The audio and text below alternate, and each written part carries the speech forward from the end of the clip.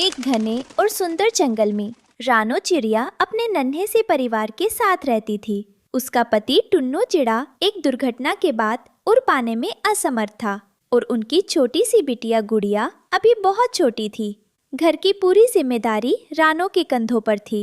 रानो ने हार नहीं मानी और अपने घर के पास वाले छोटे से खेत में तरबूज की खेती शुरू की। बस कुछ दिन और, अगर ये तरबूज अच्छे दाम में बिक गए तो टुन्नो की दवाई और गुड़िया के लिए नए पंख वाले झूला दोनों आ जाएंगे।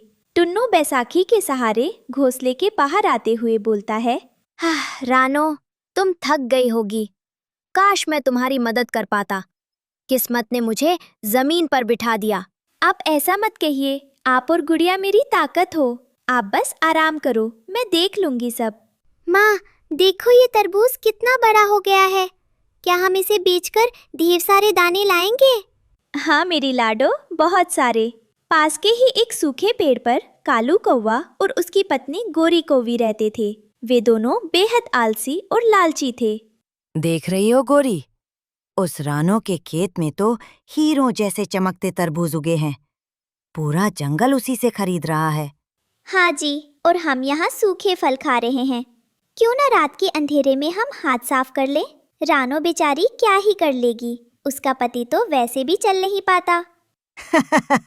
सही कहा। आज रात रानो के खेत के सबसे बड़े तरबूज हमारे होंगे। रात के सन्नाटे में कालू और गोरी ने रानो के खेत पर धावा बोल दिया। उन्होंने न केवल तरबूज चुराए बल्कि आधे से ज्यादा फसल को अपनी चोंच से मार मार कर खराब कर दिया। सुबह जब रानो खेत पर पहुंची तो उसके पैरों तले जमीन निकल गई। नहीं, ये क्या हो गया? मेरे तरबूज, मेरी मेहनत, सब बर्बाद हो गया। अब मैं टुन्नू की दवाई कैसे लाऊंगी? गुड़िया को क्या खिलाऊंगी? वो खेत के बीच बैठकर फूट फूट कर रोने लगी। उसकी सिसकियां आसमान तक पहुंच रही थीं। तभी अचानक आसमान से एक सुनहरी रोशनी उतरी और रानो के सामने एक सुंदर लाल परी प्रकट हुई।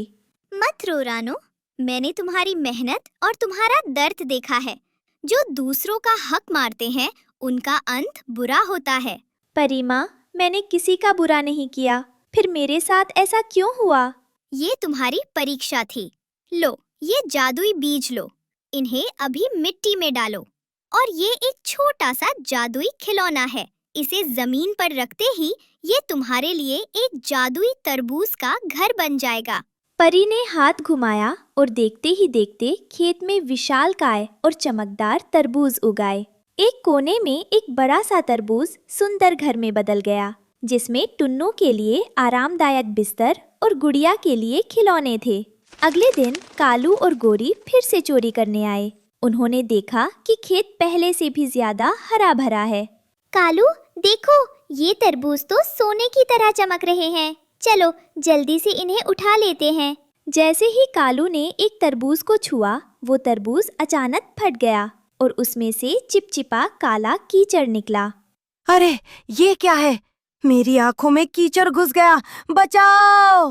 मेरे पंख चिपक गए हैं। कालू, भागो यहाँ से। तभी रानो और लाल परी वहाँ आ पहुँचे। कालू, गोरी, जो दूसरों की मेहनत पर नजर डालते हैं उन्हें कभी सुख नहीं मिलता। रानो के तरबूज अब जादुई हैं। ये सिर्फ नेक दिल वालों के लिए मीठे हैं और लालचियों के लिए पत्थर और कीचड़। हमें माफ कर दो परी माँ। रानो, हमें माफ कर दो। हम अब कभी चोरी नहीं करेंगे। रानो ने जादुई तरबूज बेचकर बहुत धन कमाया। टुन्नू का इलाज हुआ और वो फिर से धीरे धीरे उड़ने लगा। रानो, आज तुम्हारी हिम्मत की वजह से हमारा घर खुशियों से भर गया है। माँ, देखो, मेरा तरबूज वाला घर कितना सुंदर है। बेटा, मेहनत का फल हमेशा मीठा होता है। बस हमें मुश्किल समय में हिम्मत नहीं हारनी चाहिए। अब रानो का परिवार उस जादुई तरबूज के घर में सुख शांति से रहने लगा और कालू गोरी ने भी मेहनत करके अपना पेट पालना सीख लिया। रानो का जादुई तरबूज का घर अब पूरे नीलगिरी जंगल में मशहूर हो चुका था। टुन्नो चिड़ा अब धीरे धीरे अपने पंख फड़फड़ाने लगा था और गुड़िया जादुई बीजों से बने झूले पर खेलती रहती थी। तभी एक दिन जंगल में होका नाम का एक धूर्तबाज आया। जिसने कालू और गोरी को भड़काना शुरू कर दिया। धिक्कार है तुम पर कालू। एक छोटी सी चिड़िया आलीशान जादुई घर में रह रही है और तुम इस सूखे पेड़ पर। क्या तुम भूल गए कि उसने तुम्हें कीचड़ से नहलाया था? अरे भाई साहब, उसके पास तो लाल परी की शक्तियां हैं। हम क्या कर सकते हैं? शक्तियाँ बीजों में है कालू। अगर हम वो जादुई मटका चुरा ले जिसमें रानो ने अगले साल के बीज रखे हैं, तो हम इस जंगल के राजा बन जाएंगे। बिल्कुल। आज रात जब रानो और टुन्नू गहरी नींद में होंगे, मैं आसमान से झपट्टा मारकर वो मटका उठा ले जाऊंगा। रात के सन्नाटे में जब रानो अपने तरबूज वाले घर की खिड़कियां बंद कर रही थी, उसने आसमान में एक बड़ी परछाई देखी। टुन्नू, देखो ऊपर कौन है? मुझे कुछ ठीक नहीं लग रहा। घबराओ मत रानो, शायद कोई बड़ा पक्षी गुजर रहा होगा। सो जाओ, कल तुम्हें मंडी जाना है। तभी अचानक करक की आवाज हुई। होकाबाज ने घर की छत पर रखा जादुई बीजों का मटका अपनी शक्ति से खींच लिया। माँ, देखो, वो काला पक्षी हमारा मटका ले जा रहा है। रुको, चोर चोर, कोई बचाओ! होकाबाज मटका लेकर उड़ने लगा। पीछे पीछे कालू और गोरी खुशी से चिल्ला रहे थे, लेकिन उन्हें ये नहीं पता था कि लाल परी ने उन बीजों को केवल रानो के स्पर्श के लिए सुरक्षित किया था। अब ये बीज मेरे हैं। मैं इन्हें अपने पहाड़ पर उगाऊंगा। जैसे ही होका ने मटके का ढक्कन खोला, उसमें से बीज नहीं बल्कि तेज चमकती रोशनी निकली, जिसने पूरे जंगल को दिन जैसा उजाला दे दिया। अरे मेरी आंखें, मुझे कुछ दिखाई नहीं दे रहा। बचाओ, ये मटका तो भारी होता जा रहा है। मटका इतना भारी हो गया कि होकाबाज उसे संभाल नहीं पाया और वो सीधे नीचे गिर पड़ा। मटका टूटा नहीं, बल्कि जमीन पर गिरते ही वो एक बड़ी जादुई जेल में बदल गया, जिसमें होका, कालू और गोरी तीनों कैद हो गए। सुबह होते ही सारा जंगल वहां इकट्ठा हो गया। रानो और टुन्नू भी वहां पहुंचे। कालू भाई, गोरी बहन, आखिर कब तक? मैंने तो सोचा था कि तुम सुधर गए हो। हमें माफ कर दो रानो, इस बाज ने हमें लालच दिया था। हमें इस कैद से निकालो, दम घुट रहा है। रानो, इन सबको सजा मिलनी चाहिए। इन्होंने फिर से चोरी की है। परी माँ, गुस्सा छोड़िए। जंगल में नफरत बढ़ेगी तो हम सब दुखी रहेंगे। इन्हें एक आखिरी मौका दीजिए, लेकिन एक शर्त पर।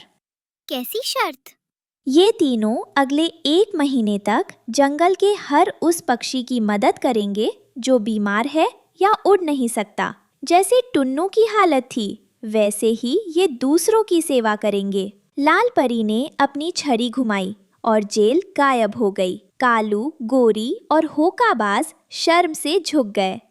रानो, मैंने बहुत पाप किए हैं, पर आज तुम्हारी दया ने मेरा दिल जीत लिया। मैं अब से इस जंगल का रक्षक बनूंगा, चोर नहीं। माँ, अब तो हमारे पास बहुत सारे दोस्त हो गए। हाँ गुड़िया, और सबसे बड़ी जादुई चीज तरबूज नहीं, बल्कि तुम्हारी माँ का दयालु दिल है। उस दिन के बाद रानो का जादुई खेत और भी फला फूला।